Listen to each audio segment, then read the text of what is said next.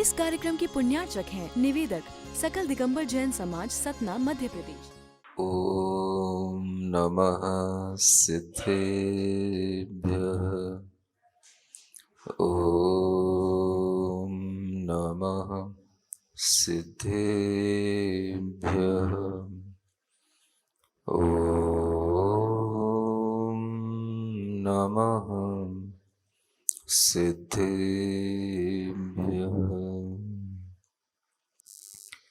ओकारं बिन्दुसंयुक्तं नित्यं ध्यायन्ति योगिनः।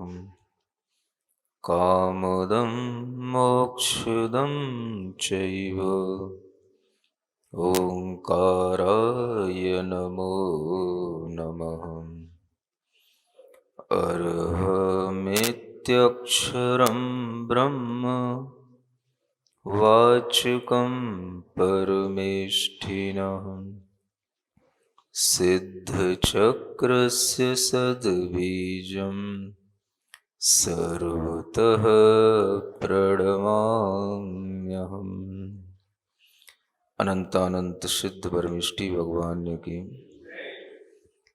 देवादिदेव आदिम तीर्थंकर श्री ऋषभनाथ भगवान की, वर्तमान शासन नायक श्री वर्धमान महावीर भगवान की, परम पूज्य आचार्य गुरुवर श्री विद्यासागर जी महाराज की, अध्यात्म योगी अरहम ध्यान योग प्रणेता परम पूज मुनि श्री 108 प्रणम्य सागर जी महाराज की जय। समस्त मुनि संघ की जय जय जय। लेकिन जरूरी नहीं कि आप उस धर्म रत्न को ग्रहण कर पाओ। अब दोनों चीजें ध्यान में रखना। वह भी लोग हैं जो धर्म में हैं लेकिन धर्म रत्न को ग्रहण नहीं कर पा रहे हैं, और वह भी लोग हैं जिनके पास में धर्म का माहौल नहीं है लेकिन धर्म रत्न ग्रहण कर सकते हैं। उन्हें थोड़ा सा वातावरण मिले तो उनके परिणाम बहुत बदल जाते हैं। ऐसे भी कुछ लोग होते हैं जो अपने आप मन ही मन में भले ही रोजाना दर्शन करने ना आ पाते हों, लेकिन अपने ही मन में ये नियम ले लेते हैं कि जब तक महाराज चातुर्मास यहां कर रहे हैं हम इतने व्यसनों का त्याग कर देते हैं, हम ये चीजों का सेवन नहीं करेंगे। ऐसे भी बहुत से लोग होते हैं, वो हमसे भी कहने नहीं आएंगे लेकिन अपने मन में कर लेंगे। तो दुर्गुण और सगुण की परिभाषा आपके देखने में जैसी आए वैसी होती हो, हम ऐसा नहीं कहना चाहते हैं। दुर्गुण और सगुण की परिभाषा एक अलग ही है और वह भीतरी भावों से संबंध रखने वाली परिभाषा है, और यह भावों का संबंध व्यक्ति ही जानता है। ऐसे बहुत से व्यक्ति होते हैं जिन्हें चातुर्मास से पहले इंतजार रहता है कि महाराज का चातुर्मास यहां होगा तो हम इस तरह के नियमों का पालन करेंगे, और कर लेते हैं। वो सामने बैठे हुए भी लोग हो सकते हैं, और जो सामने नहीं है हो सकता है कि वो एक बार भी चातुर्मास में दर्शन करने ना आए हो लेकिन नियम का पालन कर रहे हो। सुन रहे हो? संभावनाएं सब होती हैं, और सब लोग समय समय पर अपना पत्ता खोलते हैं। कुछ ऐसे भी लोग होते हैं जो शहर में जब तक रहते तब तक नहीं आते हैं, और जब बिहार होगा तब सामने आएंगे। ऐसे भी लोग होते हैं। सबकी अपनी अपनी मानसिकताएं होती हैं, लेकिन हम बहुत जल्दी किसी के लिए यह कहने की जरूरत ना करें कि यह व्यक्ति दुर्गुणी है, यह व्यक्ति सगुणी है। जिसके अंदर गुण होगा वह बाहर से दिखाई ना भी दे तो भी वह अपने गुणों के भाव में रहते हुए धर्म कर जाता है। इसलिए आचार्य कहते हैं धर्म रतन किसको कब कहां मिल जाए कुछ कहा नहीं जा सकता, बस गुण होने चाहिए। आपके अंदर सबसे पहला गुण है तो भीतर से आपके अंदर थोड़ी सी श्रद्धा होनी चाहिए, थोड़ा सा समर्पण का भाव होना चाहिए। यह समर्पण का भाव धीरे धीरे बढ़ता हुआ कितना बढ़ सकता है। आप सोचो कि एक व्यसनी व्यक्ति को भी मुनि महाराज बनाने में या बनने में कोई आपत्ति नहीं आती है, और जो लोग आपत्ति दर्ज करते रहते हैं वो आपत्ति दर्ज करते ही रहते हैं, और जिनको जो करना होता है वो कर जाते हैं। जो सोच भी नहीं सकते लोग कि इतना व्यसनी व्यक्ति कभी एक चीज का त्याग नहीं कर सकता, वह मुनि व्रतों का पालन कर ले, और बाद में वो एक आचार्य भी बन गए। आचार्य पाय सागर के नाम से विख्यात हुए। कहते हैं कि वह अपने आप में ऐसा कोई अपराध नहीं, ऐसा कोई कृत्य नहीं जो उन्होंने ना किया हो, और उसके बावजूद भी आचार्य शांति सागर जी महाराज को सब पता था, और फिर भी उन्होंने दीक्षा दी। समझ आ रहा है? अगर वो व्यक्ति सतना का होता तो क्या होता है बताओ? और वो सतना में अगर आचार्य महाराज दीक्षा दे रहे होते तो क्या होता है ये बताओ? तुम सब विरोध में खड़े हो जाते, महाराज ये आप क्या कर रहे हो?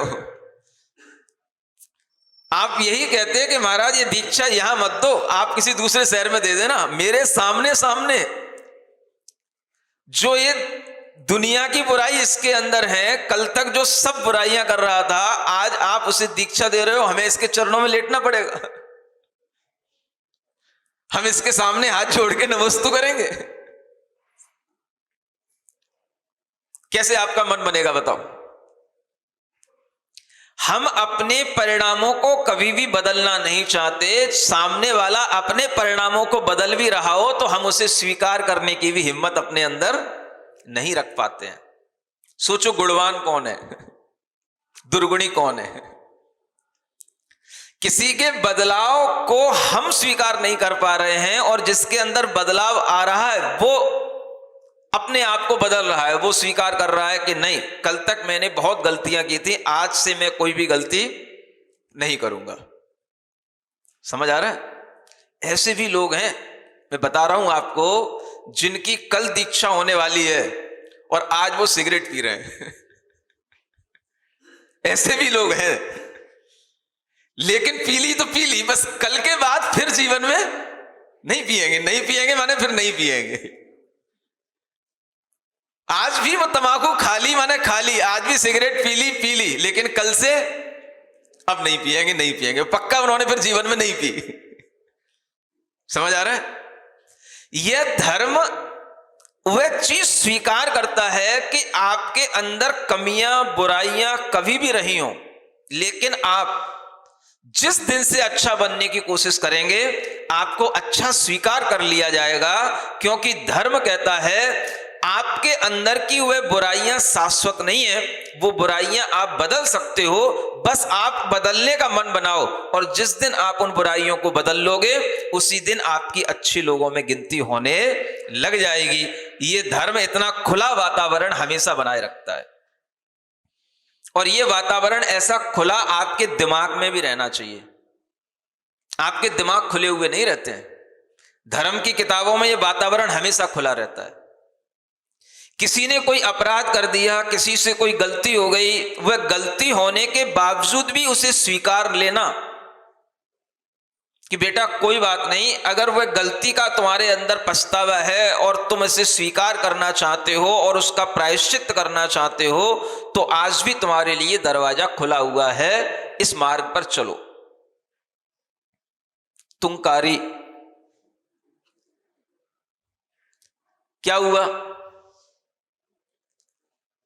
उस व्यक्ति के पास पहुंच गई जहां उसको घोर यातनाएं मिल रही हैं, कष्ट मिल रहे हैं,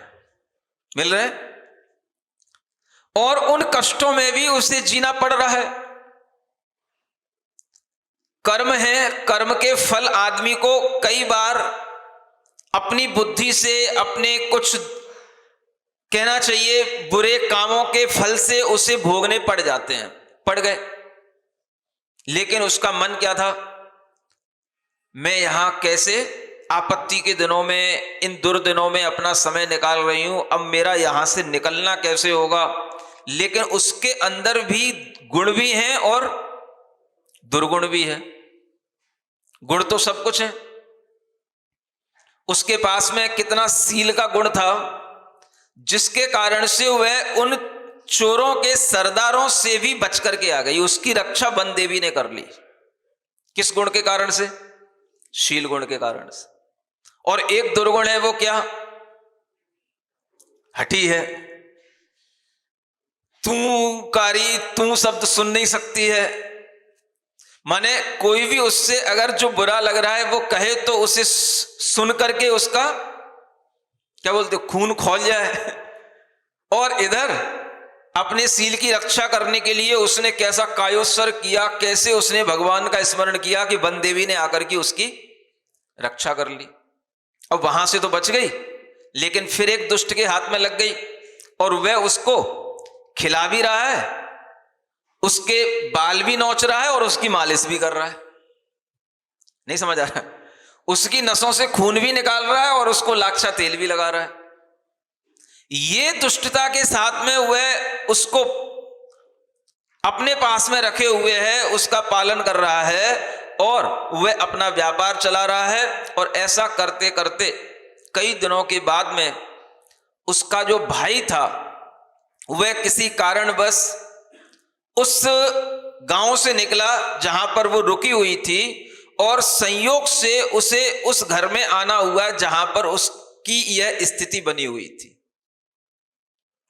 और वह भाई ने जब इस तरह से देखा कि ये मेरी बहन यहां पर है और उसे ये देख करके अंदाजा लगाया कि ये यहां कैसे आई होगी, तो उसने किसी भी तरह से उस बहन को उस घर से निकालने की भरपूर कोशिश की और कोशिश में वो सफल हो गया। वह अपनी बहन को लेकर के घर चला गया। ये एक संयोग की बात, उसका पुण्य उदय आया, उसे अपने घर मिल गया। अब घर मिल गया तो घर में ही रहना नहीं होता है, घर में रहने का मतलब है समाज में रहना। हर गांव में, हर नगर में एक समाज होती है, समाज में रहना है, घर में रहना है। अब क्या होता है, इतने दिनों से कहां गई थी, कहां कहां रह करके आ गई, कैसे इसके दिन निकले थे और इसको घर में रख लिया, अब इसको कैसे स्वीकार किया जाएगा, समाज इसको स्वीकार करेगी कि नहीं करेगी, ये सब बातें आती हैं। और इस तरह की बातें आज से पहले और ज्यादा भी होती थी, क्योंकि पहले तो समाज की पंचायतें होती थी, गांव की पंचायतें होती थी। आज तो लोगों को पंचायतों से भी कोई मतलब नहीं है। तुम अपनी पंचायत अपने पास रखो, हमारी पंचायत हमारे पास में है। आज किसी को किसी की पंचायत से कोई मतलब नहीं है। लेकिन पहले लोगों के लिए यह सब जिम्मेदारियां होती थी कि अगर किसी भी गांव में, किसी भी नगर में, किसी भी व्यक्ति ने अपनी समाज के अंदर कुछ भी गलत किया है या उसके चरित्र पर किसी भी तरह का किसी को संदेह हुआ है तो उसका निवारण किया जाता था। और ऐसी स्थिति में भी उसके लिए किसी ना किसी तरह का प्रायश्चित आदि देकर के उसे धर्म मार्ग पर लगाया जाता था। और उसके साथ भी वही हुआ। उसे घर में तो रहने को मिल गया, लेकिन धीरे धीरे उसे समाज में भी रहने में दिक्कत तो आई, लेकिन समाज में वह धीरे धीरे रहने लग गई और उसे स्वीकारता मिल गई और वह फिर से अपना वह जीवन अच्छे से जीने लग गई। और तब उसके बाद उसने एक बार मुनि महाराज के जब उसे दर्शन हुए कभी, तो उसने एक ही व्रत अपने जीवन में उतारने के लिए लिया था। एक व्रत लिया था उसने। महाराज सबके लिए अलग अलग नियम दे रहे थे, सबको अलग अलग व्रत लेने का भाव आ रहा था। कोई रात्रि में भोजन नहीं करने का व्रत ले रहा था, कोई रोजाना मंदिर जाने का व्रत ले रहा था, कोई रोजाना शाकाहार करने का व्रत ले रहा था, कोई दिन में खाने का व्रत ले रहा था, कोई केवल कुछ फल कुछ सब्जियां का नियम बना रहा था, कोई 2 प्रतिमा के व्रत ले रहा था, कोई 1 प्रतिमा के व्रत ले रहा था। सब अपने अलग अलग व्रत ले रहे थे। कोई आलू प्याज नहीं खाने का व्रत ले रहा था, कोई कटहल बैगन नहीं खाने का व्रत ले रहा था, कोई तंबाकू सिगरेट नहीं पीने का खाने का व्रत ले रहा था। उसने क्या व्रत लिया? उसने मुनि महाराज से एक व्रत लिया, महाराज मैं आपके सामने आज संकल्प करती हूं कि मैंने अपने जीवन के अनुभव से यह पाया है कि मैंने जो भी दुर्दिन देखे हैं, मेरी जो दुर्दशा का मुझे अनुभव हुआ है, उसका एकमात्र कारण था मेरा क्रोध। और मैं आज आपके चरणों में संकल्प लेती हूं कि मैं जीवन में कभी भी क्रोध नहीं करूंगी, मेरे सामने कितना ही विपरीत वातावरण क्यों ना आ जाए। बस उसने एक नियम लिया मुनि महाराज से, कोई खाने पीने के नियम नहीं लिए उसने। और ये नियम आजकल कोई नहीं लेता है। और इसीलिए जितने भी लोग हमारे पास आते हैं, महाराज कोई नियम दे दो, कोई नियम दे दो, तो हमारे पास वो नियम होते ही नहीं है जो नियम तुम्हें लेना है। और जो नियम हमें देना है वो नियम तुम्हें पालना है ही नहीं है। इसलिए मैं चुप बैठ जाता हूं, भैया ले लो, अपने मन से ले लो जो तुम्हें लेना है। अब मना भी क्या करूं? अगर कुछ अपने मन में सोच के आए हो तो ले लो, आशीर्वाद है। और अगर कुछ हमसे ही पूछना चाहते हो तो हमें ये खाने पीने के नियमों में कोई भी हमें तथ्य सा दिखाई देता नहीं है। नियम वो होने चाहिए जिससे हमारी चित्त शुद्धि हो, जिससे हमारी भावात्मक शुद्धि बने, जिससे हमारी आत्मा पर कोई संस्कार पड़े। आज तक किसी ने कोई नियम लिया कि महाराज मैं कभी जीवन में क्रोध नहीं करूंगा? मेरे जीवन में तो कोई नहीं आया, और ऐसा कोई ले भी नहीं सकता। अचानक से कभी गुस्सा आ गई तो, कभी वातावरण विपरीत हो गया और हमारे अंदर गुस्सा आ गई तो नियम टूट जाएगा। टूट जाएगा ठीक है, लेकिन आपने कभी उस नियम को भी पालन करने का कभी अपने अंदर सोचा कि मैं ऐसा नियम ले सकता हूं? मानो अगर आपने नियम ले लिया और नियम आपका 1 महीने तक अच्छे से चल गया, 1 महीने के बाद मान लो आपको गुस्सा आ गया, गुस्सा ही तो आया, लेकिन 1 महीने तक आप उसे समझते तो रहे कि मुझे गुस्सा नहीं करना, 1 महीना मेरा बिना गुस्से के निकल गया। अब अगर कभी आपके लिए गुस्सा आ गया तो आप उसका प्रायश्चित भी तो ले सकते हो कि महाराज हमसे वो गुस्सा आखिर हो गया, अब मुझे वह प्रायश्चित दे करके उसी नियम में फिर से दृढ़ बना दो। तो क्या होगा? जीवन में ज्यादा से ज्यादा आपका वह नियम 1 बार, 2 बार, 3 बार टूटेगा। मुझे लगता है कि जीवन के तमाम वर्षों में वह नियम अच्छे ढंग से पलेगा। इससे बढ़कर के आपकी आत्मा पर और क्या संस्कार पड़ेगा कि हमें किसी पर क्रोध नहीं करना, हमें क्षमा का भाव धारण करना, और ये क्षमा ही सबसे पहला हमारा धर्म है। इस धर्म का संस्कार पड़ गया तो उस जीव को कोई पूजा करने की आवश्यकता नहीं पड़ेगी। समझ आ रहा है? इसलिए ये नियम कोई नहीं लेता,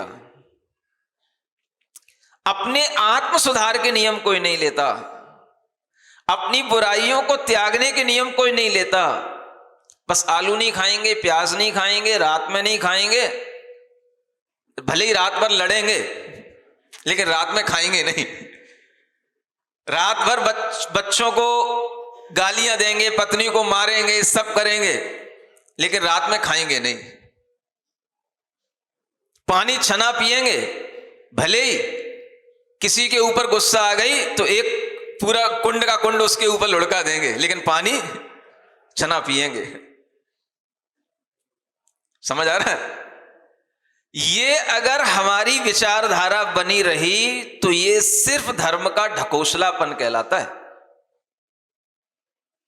जो व्यक्ति कभी भी धर्म नहीं जानता लेकिन उसके अंदर भी धर्म अपने आप आने लग जाता है, जब वह समझता है कि वास्तव में धर्म क्या है, तो धर्म वह है जिससे हमें आपत्तियों से बचने का एक मौका मिलता है। वह तुंकारी को यह समझ में आया कि मैं आपत्तियों में क्यों पड़ी, एक अपनी एक हट की वजह से, एक अपने गुस्से की वजह से, और उसी गुस्से के कारण से मेरा कितना अनर्थ हुआ और मैं अपने पुण्य से बच के आ गई। लेकिन अब मैं ये संकल्प करती हूं कि अपने जीवन में मेरे सामने कुछ भी मिट जाए, कुछ भी हो जाए, मैं गुस्सा नहीं करूंगी, क्योंकि इसका अनर्थ मैंने देख लिया। और उस दिन का वो संकल्प था कि उसने अपने जीवन में वह संकल्प बखूबी निभाया, और उसी का परिणाम था कि जब जिनदत्त सेठ उसके घर में आया, 1 घड़ा लिया तेल का, वो भी फूट गया, 2 घड़ा लिया, वो भी फूट गया, तीसरा लिया, वो भी फूट गया। और जब उसने ये कहानी अपनी जिनदत्त को सुनाई, तब जिनदत्त को लगा कि वास्तव में धर्मात्मा जीव तो यही है, धर्म रतन का पालन करने वाली आत्मा तो यही है। ये धर्म रत्न कहलाता है। क्षमा रत्न है कि नहीं बताओ? नहीं है। क्षमा की पूजा कर ली बस, क्षमा की आराधना भावना करने का भीतर से जब तक गहरा विचार नहीं आया तो आपने उस धर्म रत्न को क्या धारण किया। इसलिए आचार्य कहते हैं कि जो अपने अंदर गुणों को धारण करने की इच्छा करते हैं, जिनके अंदर गुणों की पहचान होती है, उन्हीं के अंदर धर्म उतरता है। धर्म कोई बाहरी चीज नहीं है कि आपके ऊपर तिलक लगा दिया जाए कि आप धार्मिक हो गए।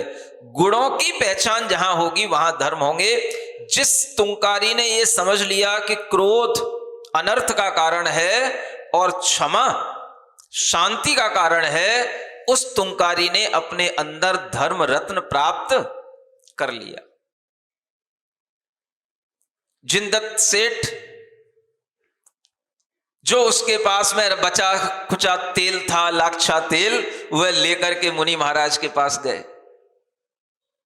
मुनि महाराज की सेवा की और संयोग से मुनि महाराज की सेवा करने से वह मुनि महाराज की भी व्याधि दूर हो गई, मुनि महाराज भी निरोगी हो गए।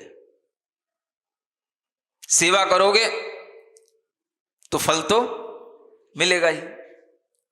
सेवा की। अब वह मुनि महाराज को भी देखो कि कितनी विपरीत परिस्थितियों में भी उन्होंने अपना धर्म नहीं छोड़ा। सिर जल गया हो, आधा जल गया हो, जिनका सिर में कितनी पीड़ा होगी, और उस पीड़ा में भी उन्होंने धर्म नहीं छोड़ा। जिनदत्त सेठ की भैया वृत्ति से, उनकी सेवा से वह ठीक हो गए, लेकिन अगर उनके अंदर की दृढ़ता देखी जाए तो आप समझ सकते हो कि व्रतों को अंगीकार करके उसे जीने का जो भाव होता है, वह भाव भी अपने आप में एक बहुत बड़ा गुण कहलाता है। ये गुण नहीं है। एक तो वह है कि हमने व्रत अंगीकार कर लिए, एक व्रत उसके प्राण बन जाते हैं। व्रत प्राणों से प्यारे। जब प्राण बन जाते हैं तो वो उसका जीवन बन जाते हैं, और ये जीवन जब बन जाता है तो ये भी एक अपनी लाइफ स्टाइल बन जाती है। लोगों को देखने में लगता है क्या ऐसा भी जीवन जिया जा सकता है? तो जीने की प्रैक्टिस करोगे तो सब जीवन जिया जा सकता है। जब तक वहां बैठे रहोगे तब तक वो प्रैक्टिस नहीं हो पाएगी। यहां आकर के बैठ जाओगे तो अपने आप प्रैक्टिस होने लग जाएगी। सब एक दूसरे से कह रहे हैं, आपके लिए कह रहे हैं हमारा।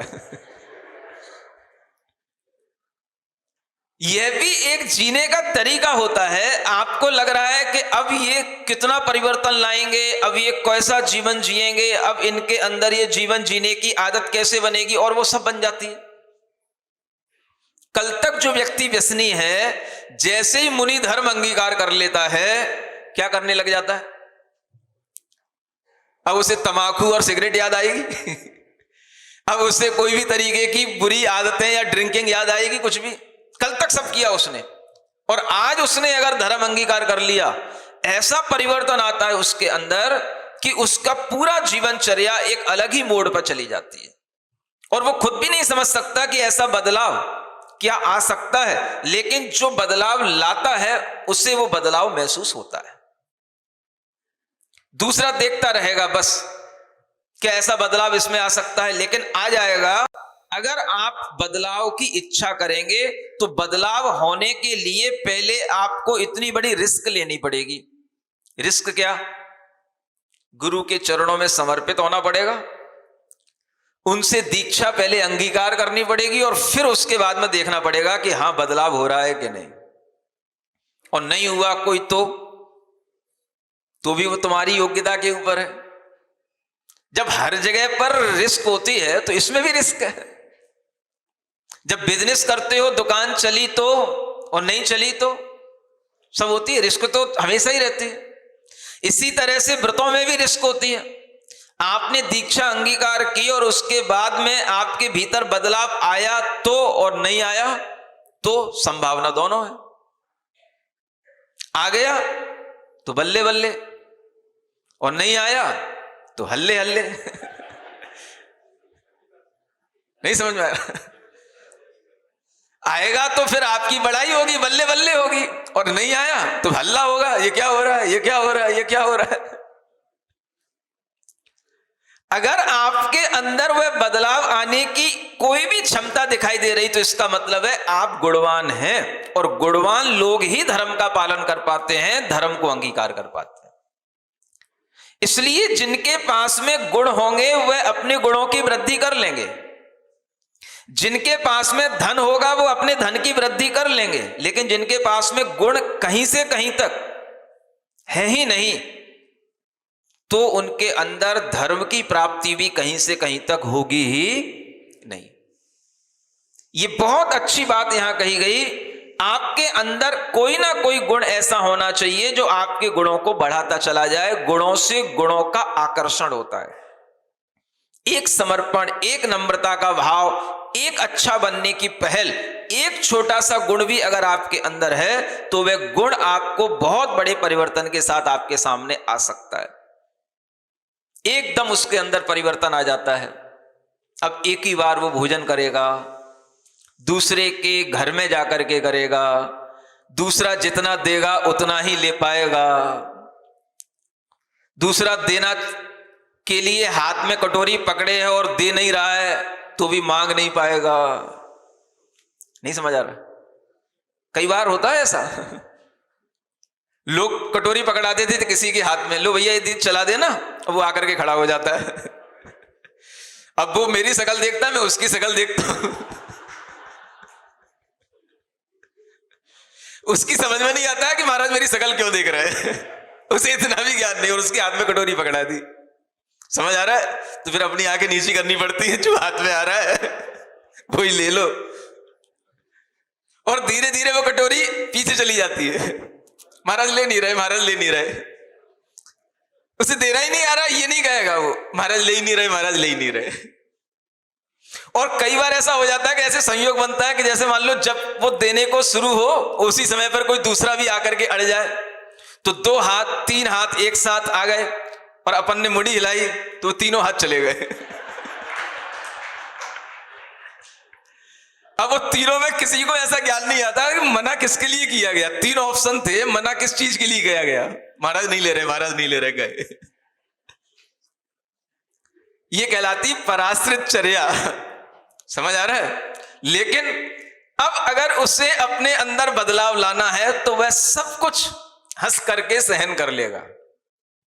समझ आ रहा है? और कभी कभी हंसी इसी बात पे भी आती है। और इस तरह का जब परिवर्तन आने लग जाता है तो आप सोचो कितना बड़ा परिवर्तन है।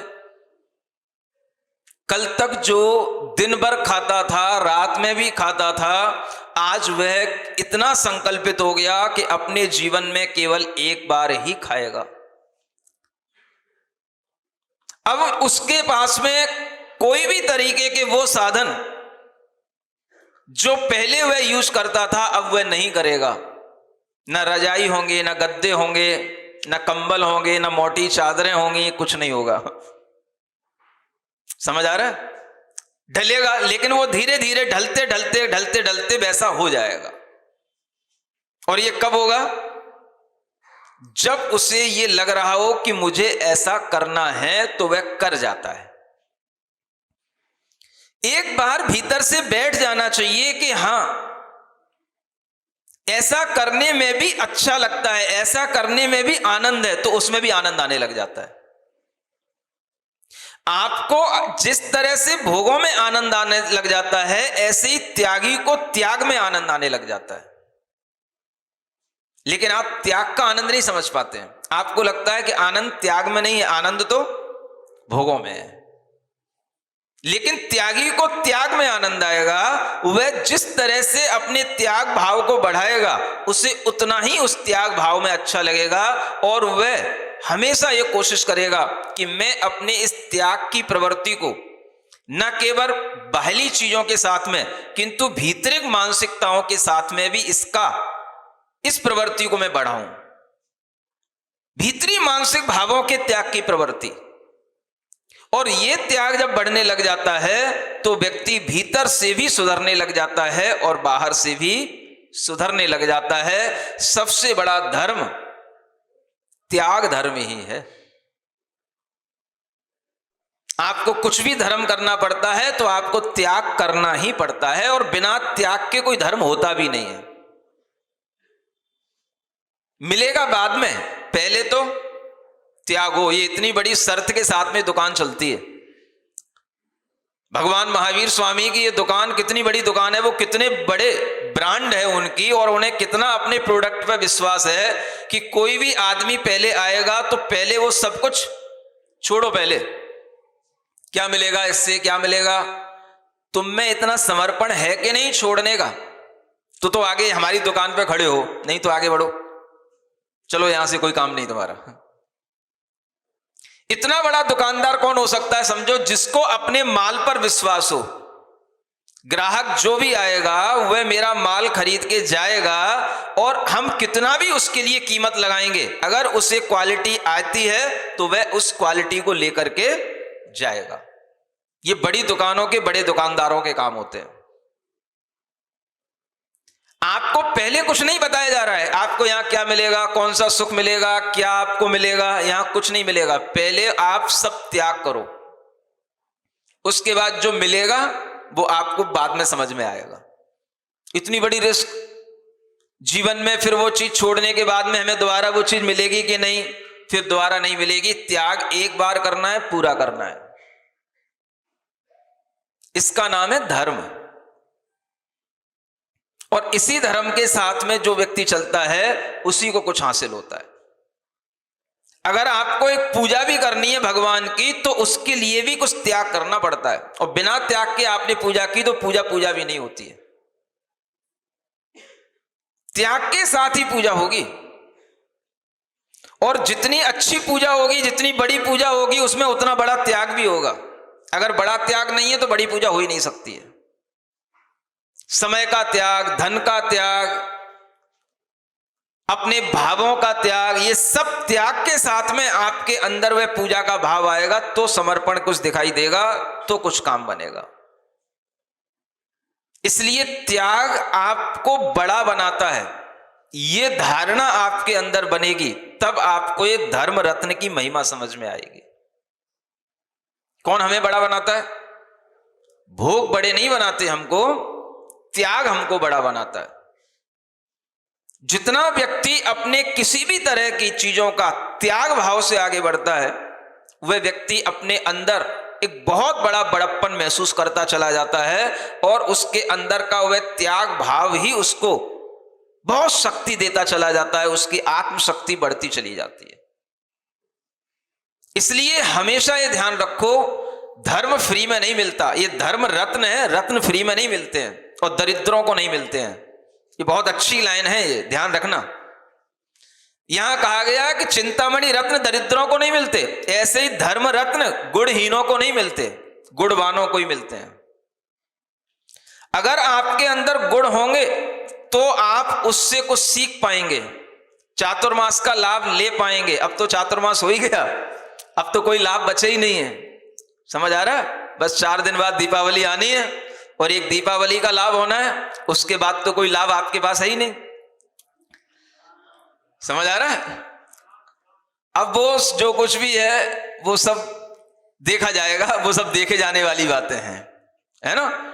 अब जो हमें देना था वो तो हमने आपको दे दिया, हमारा काम तो हमने अपना कर लिया जो हमें करना है दीपावली तक। उसके बाद तो जो करना है वो आपको हमसे अब करवाना पड़ेगा। अब गंगा उल्टी बहेगी, अब ये ध्यान रखना आप। हाँ, समझ में आ रहा है ना। अभी हमारी मजबूरी थी, गुरुजी ने आशीर्वाद दिया था कि सतना जाना है तो हमें सतना जाना है। समझ आ रहा है? अभी हमें देना था, अब दीपावली के बाद जो होगा वो आप अगर लेना चाहोगे तो दिया जाएगा, अब हमें देने की मजबूरी नहीं है, ये ध्यान रखना बस आप। समझ आ रहा है? अगर आप लेने की इच्छा करोगे तो ही मिलेगा। अभी तक तो हम मजबूर थे, हाँ भाई हमें तो देना ही है क्योंकि 5 महीने हमें यहां रहना है तो हमें देना है, इसलिए दे रहे थे। अब हमें देने की कोई मजबूरी नहीं है। आगे की चिंताएं अब आपको करना है, आगे की योजनाएं आपको बनाना है। अगर आपको किसी भी तरीके के लाभ चाहिए तो आप अपने अंदर गुण पैदा करें। अच्छी चीजों के लाभ गुणवानों को मिलेंगे, निर्गुणियों को नहीं मिलेंगे। ये इस जो गाथा में कहा गया है इसको आप भीतर से समझिए और अपने अंदर अगर गुण पैदा करोगे तो तुम्हें लाभ मिलेंगे, गुणहीन होंगे तो कोई लाभ नहीं मिलेंगे। अब ये आपके ऊपर है कि आप अपने आप को गुणवान होकर के प्रस्तुत करते हो या अपने आप को गुणहीन मानते हो, ये आपकी अपनी योग्यता है और जैसी योग्यता आपकी होगी वैसा लाभ मिलेगा, वैसा कार्य होगा। बोलिए महावीर भगवान की।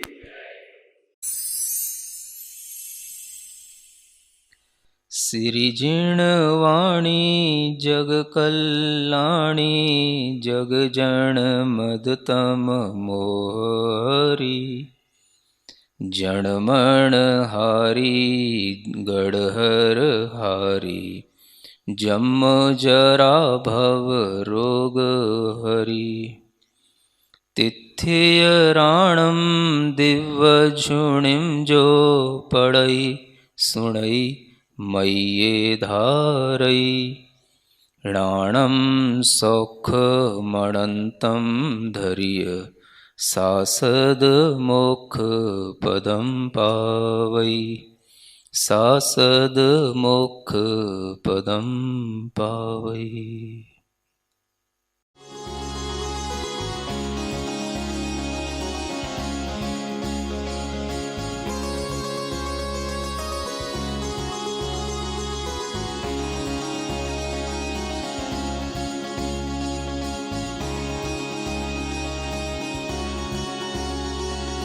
इस कार्यक्रम के पुण्यार्चक हैं निवेदक सकल दिगंबर जैन समाज, सतना, मध्य प्रदेश।